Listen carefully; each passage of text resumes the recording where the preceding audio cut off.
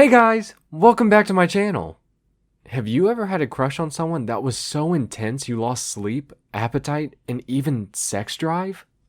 I have, and today I'm going to tell you about Anthony Wu, the beautiful boy that literally made me lose my senses. Anthony Wu was a tall, handsome, tan Asian boy with adorable bright eyes and a smile that will make you write love songs for days. He graduated from Stanford and was a successful manager at a startup. He was motivated, sweet, a year older than I was, and most importantly, matched with me on Tinder.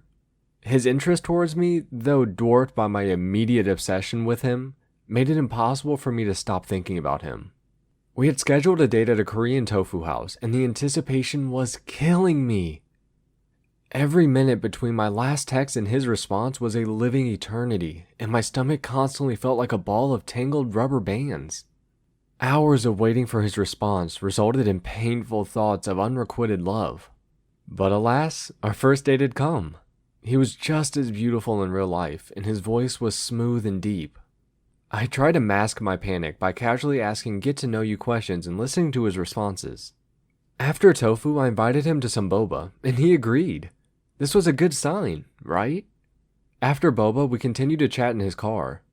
I wasn't completely sure how he felt about me, and he didn't ask me to hang out again, so I went home, enamored but confused. I texted him that I enjoyed the hangout, and he said he did too, but after that, I didn't know what else to do. Did he want to see me again? The next day, I asked if he'd like to have dinner again. He said he felt our lifestyles were too different. My heart sank.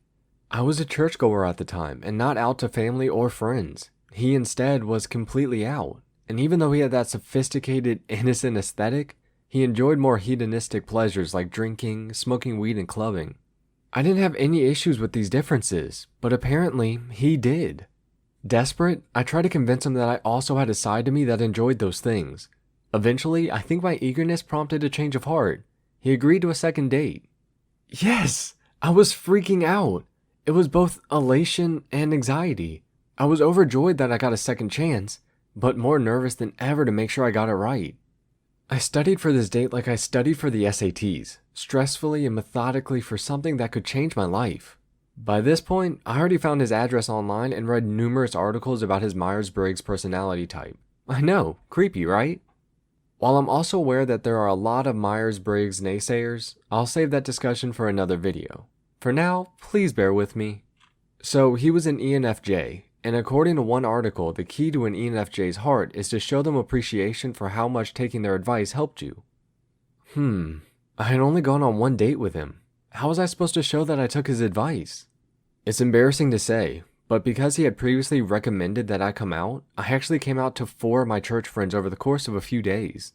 Some of them didn't end too well, but I'll save that for yet another video. While coming out to these friends definitely felt liberating, I can't help but think I was only doing it for this guy I couldn't stop thinking about.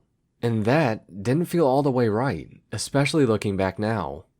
But during all of this, something biological was happening to me as I obsessed over him. I couldn't sleep. I was constantly waking up in the middle of the night just checking my phone in case he responded. I would forget to eat, and when I did, I couldn't really taste anything. Even more out of the ordinary was that for several days I had completely zero sex drive. This never happened to me before. No boy before or after Anthony Wu has ever had this effect on me. But alas, our second date had come. I wore my black peacoat to mirror the gray peacoat I saw him wear last time. I was making sure I did everything I could to make him love me. During dinner, when a good time presented itself, I played my ultimate trump card. I told him how much I appreciated his advice. I explained how I ended up coming out to a few friends, that it really felt good for me. I saw his eyes light up in satisfaction. This was exactly what the internet told me he wanted to hear, and it freaking worked. We ended up making out in my car. It was hard to relax, because my nerves building up to this date hadn't worn off yet. But I was freaking making out with Anthony Wu. It was that simultaneous mix of elation and anxiety again consuming my body. I needed to use the restroom and also wanted to meet his roommates. I know this sounds creepy again, but I obviously already knew everything about them from my studying. Okay, online stalking. So if I had a chance, I wanted to infiltrate his friend group and make them like me too. He hesitantly agreed to let me use the restroom at his apartment. After I finished, I tried to make out with him in his room. But he wouldn't let me because he didn't want his roommates thinking he was bringing people home like that. I obliged and went on my way.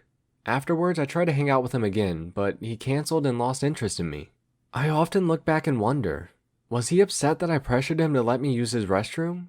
If I didn't, would I have gotten a third date? Maybe I shouldn't have behaved so differently from my usual self as I tried to make him like me. Perhaps if I was my true, quirky self instead of trying to play it safe and not say anything wrong, he would have liked that more. Who knows? Either way, we probably were not a match, and I was just extremely infatuated with him. It was a great run and an eye-opening experience to see myself fall that deep for a guy. But that's it for this video. Do you have an Anthony Wu in your life? Have you ever experienced the strange phenomenon of losing even your sex drive because of a crush? Any idea what the biological science is behind it? Let me know in the comments below. I'd love to hear your thoughts and stories. And finally, it would mean so much to me if you would like this video and subscribe to my channel. Thanks for listening and have a great day.